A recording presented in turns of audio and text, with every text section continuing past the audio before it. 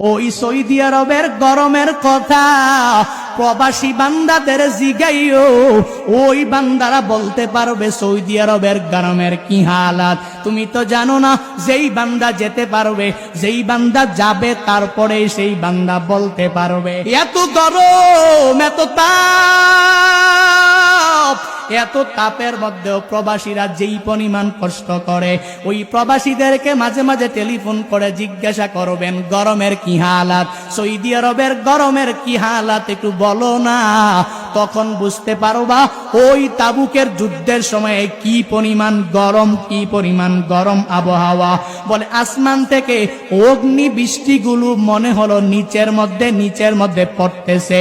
এরে আল্লাহর বান্দারা, রহমাতুল লিল আলামিন মসজিদে নববী থেকে ঘোষণা দিয়া দিলেন তাবুকের যুদ্ধে যাওয়া লাগবে। কোন কোন আমার সাহাবায়ে কেরামরা তৈয়ার আছো? অর্থনৈতিক অবস্থা ভালো না, যেই সাহাবায়ে কেরামরা আজকের এই তাবুকের যুদ্ধে একটা টাকাও যে দান করতে পারবা, এর বদৌলতে আল্লাহ তোমাদেরকে মাওলা জান্নাত দিয়া দিবে।